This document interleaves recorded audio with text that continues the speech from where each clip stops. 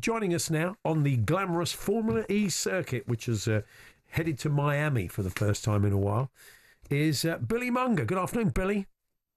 How's it going, chaps? Yeah, what a life, eh? What a life. There you are in Miami. It could be worse, couldn't it? Look, it's looking rough. Could be worse. Looking rather sunny there. Yeah, it's properly hot here, that's for sure. Yeah. So where we're at, we've got a British driver leading the championship, which is good news.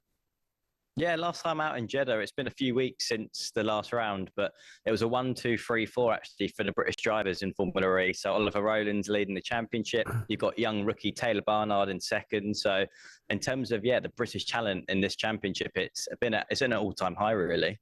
You mentioned the heat there, and it definitely affects Formula One cars. What's the situation with Formula E?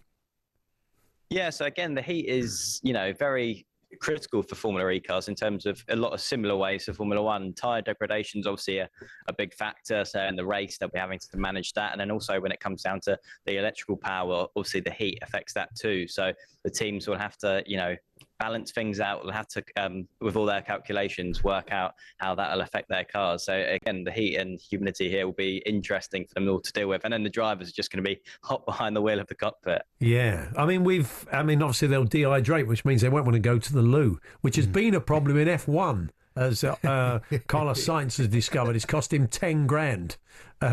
Yeah. I mean, did you ever That's the pain you pay for needing to go to the toilet at the wrong time in Formula One. I suppose with the nerves and the fact you're going to be in the car for a long time, I suppose you get dehydrated, which offsets it. But still, I mean, it must have happened to you in your driving days, didn't it? Are you asking me if I've wet myself behind the steering wheel? I'm not in so many words, but yes, I am. Yeah.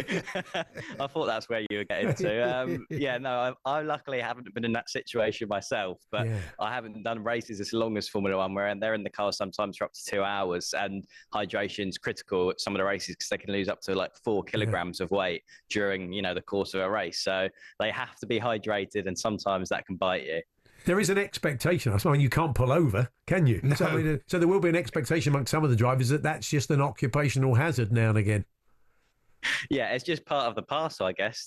Like you say, you can't pull over and do anything like that. So, it's just part of being a racing driver and the sacrifices that you might have to make. What's that steam coming from Lewis's car? Is his engine? No, it's not his engine. It's not his engine. Everything's okay. Don't worry about it. Yeah, it's an interesting thing going on in Formula One at the moment, that the drivers are being treated like children by the president. I think the vice president not happy about it either. I mean, these people are grown men, it's to expect them not to swear to this sort of discipline, and I wonder if it's the right way to go. I just think they're trying to make it a bit more family friendly, I guess, are they?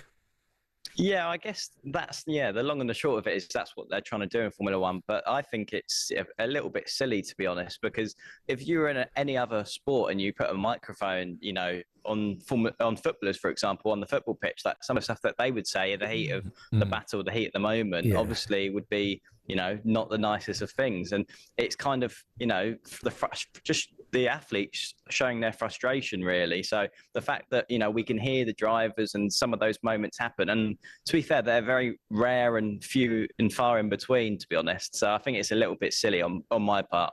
I mean, obviously, you don't want it to be a free-for-all like a bunch of dockers, but in the heat of the moment, I mean, what's the rules around Formula E? I mean, obviously, I'm sure all the drivers are asked to curb their language.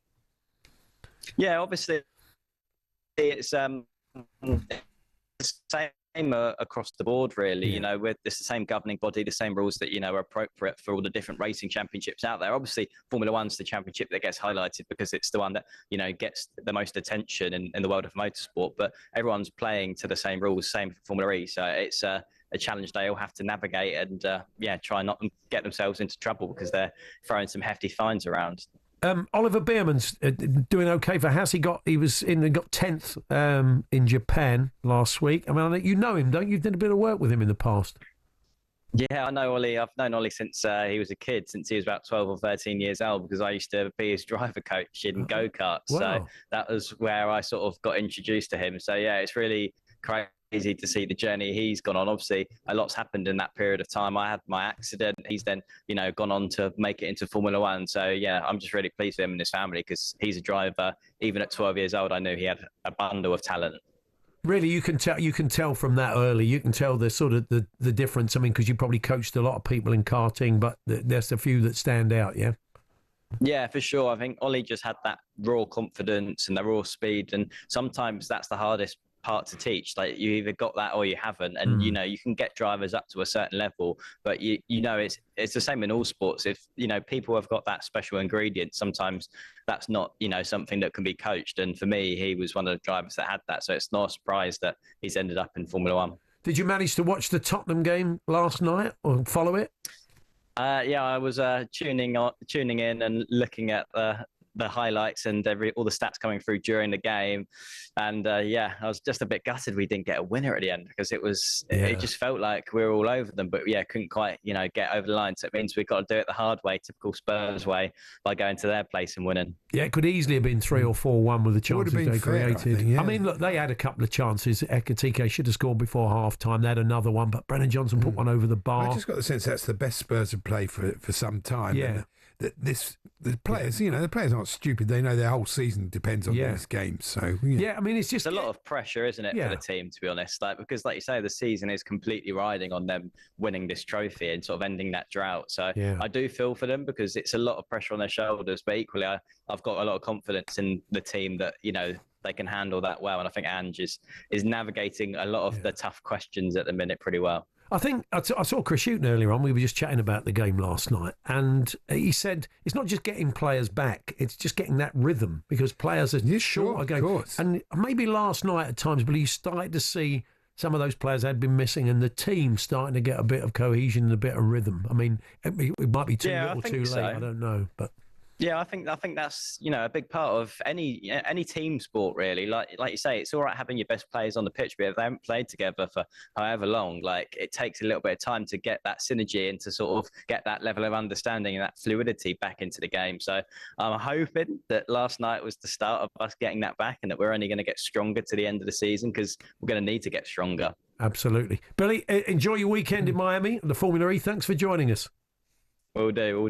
Take care. Take it easy. Billy Monger there, who's part of the team bringing you that Formula E Miami E-Prix. We're going to have exclusive highlights of the weekend on talkSPORT 2. You can watch the race live from 7 p.m. on Saturday evening on ITV and TNT Sports in the UK. He raised a fortune with his triathlon. He did, yeah. That's when we spoke to him in the studio. It was pretty amazing, wasn't it? But it looks like he's recovered. And, good stuff.